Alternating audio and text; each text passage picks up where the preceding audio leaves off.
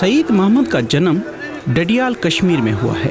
उनके वालिद 1979 की अफगान जंग के दौरान पाकिस्तान आकर बसे। 34 साल के बाद उनका खानदान पहली बार अपने आबाई मुल्क अफगानिस्तान में रिश्तेदारों से मिलकर जैसे ही वापस आ रहा था तो उन्हें हब चौकी में गिरफ्तार कर लिया गया। 2022 11वां महीना 3 तारीख को उसने इसको पकड़ लिया।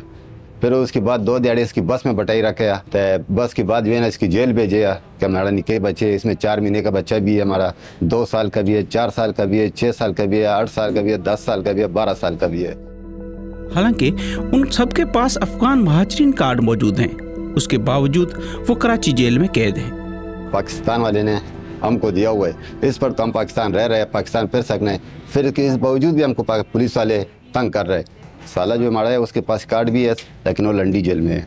2 महीने 2 दिहाड़े हुई के जेल में बंद है और हमारे बच्चे का स्कूल ज़ाया हो रहा है। ये साल पूरा उससे ज़ाया हुई थी। इसके स्कूल से सर्टिफिकेट में मैडम को पेश किए थे। मैं कह रहा था इसके स्कूल ख़राब हो रहा है, कह रहे थे जिस टाइम ठोक सबूत नहीं पेश करेगा तो कुछ भी नहीं होगा।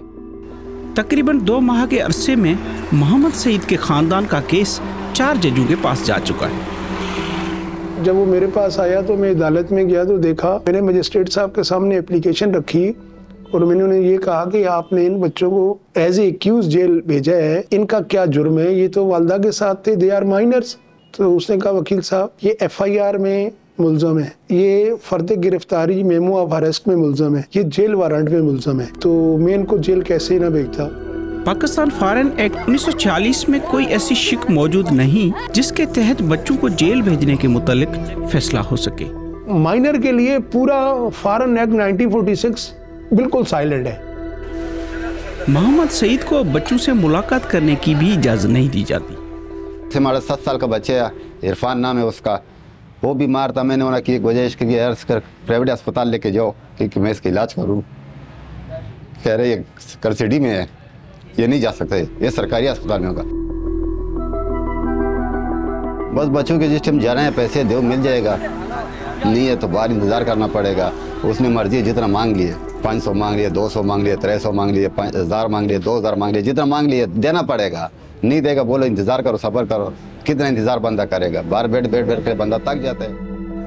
अब मोहम्मद सईद के 2 बच्चों और साले की जमानत मंजूर हो चुकी है, लेकिन उनके पास अदा करने के लिए पैसे नहीं। बेल ग्रांट की 50-50 हज़ार रुपए की, उसके पास अमाउंट ही नहीं है जमा कराए, कोई छोटी मीन्स ही नहीं है, कोई प्रॉपर्टी नहीं है, क्योंकि उसका कोई जानने वाला नहीं है। तो ये बच्चे, माइनर बच्चे, सेकंड चाइल्ड बेबी, ये जेल में बंद है सर वालदा के साथ।